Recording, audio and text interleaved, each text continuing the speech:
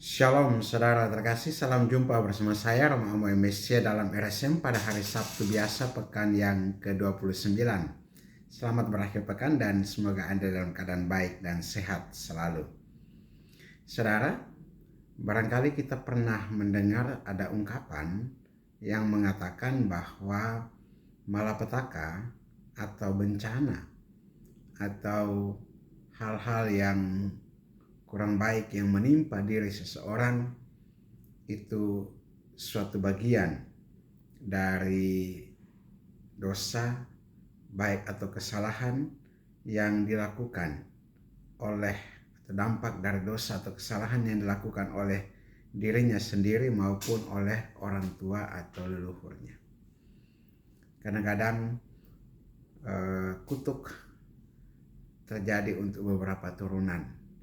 Orang seringkali melihat musibah atau berbagai macam persoalan dalam pergumulan hidup yang tidak pernah selesai, entah sakit, penyakit, atau apapun, dikaitkan dengan suatu kesalahan entah dibuat sendiri maupun oleh orang tua atau leluhur dan seterusnya.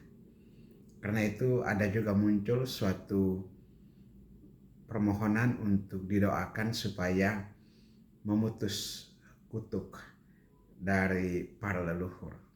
Pada awalnya saya agak merasa kurang begitu nyaman dengan istilah ini, tetapi kemudian dalam permenungan saya menemukan juga bahwa ternyata juga dalam istilah biblis juga ada dosa-dosa nenek moyang leluhur yang kemudian bisa terus dilakukan oleh generasi-generasi yang akan datang. Dan pada hari ini kita mendengarkan Injil yang mengantar kita untuk merenungkan satu sisi musibah atau bencana dalam kehidupan pribadi-pribadi maupun kehidupan bersama atau dalam keluarga. Dikatakan kepada kita sekalian, Yesus memberikan keterangan atau memberikan satu penegasan kepada orang-orang yang memberitahukan atau membawa kabar bahwa ada orang Galilea yang darahnya dicampurkan dengan darah korban persembahan. Dan Yesus menjawab mereka bahwa sangkamu orang-orang Galilea ini lebih besar dosanya daripada dosa semua orang Galilea yang lain, karena mereka mengalami nasib demikian. Atau juga ada suatu peristiwa juga ketika ke-18 orang yang mati ditimpa menara dekat Siloam, dan Yesus bertanya apakah mereka lebih besar kesalahannya daripada kesalahan semua orang yang lain. Yesus hendak menegaskan bahwa jika kamu tidak bertobat, kamu akan mengalami hal yang sama atau secara yang demikian.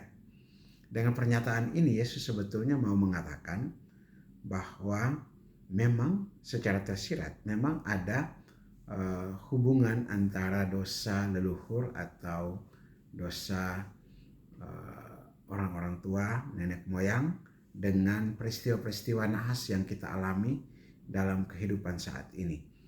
Tapi yang menjadi penekanan Yesus di sini adalah bahwa pentingnya suatu pertobatan. Jikalau kamu tidak bertobat, kamu akan mengalami hal yang demikian. Artinya juga bahwa jikalau kamu bertobat, kamu akan memperoleh keselamatan. Dan inilah sebetulnya pesan bagi kita sekalian dalam setiap peristiwa hidup kita, apapun yang kita alami, entah itu musibah, bencana, ataupun peristiwa-peristiwa naas yang kita alami, atau kemalangan-kemalangan yang kita derita, kiranya ini juga menjadi suatu bahan permenungan untuk kita, untuk melihat ke dalam diri kita dan bercermin seperti kata Ebit K.A.D. dalam lagunya untuk kita renungkan. Dan memang perlu kita renungkan.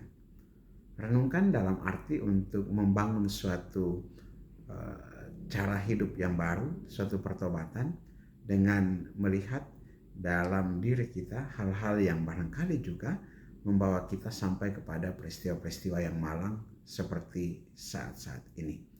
Kiranya Tuhan meneguhkan kita agar kita menemukan kehendak-Nya dalam permenungan-permenungan kita atas penderitaan dan peristiwa-peristiwa yang membawa kemalangan atau peristiwa-peristiwa yang membawa ketidakberuntungan dalam kehidupan kita.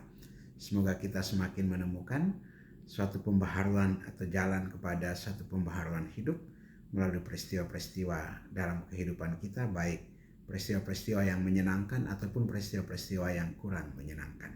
Berkat Allah yang Maha Kuasa, Tuhan tinggal atas saudaraku, Bapa dan Putra dan Roh Kudus. Amin.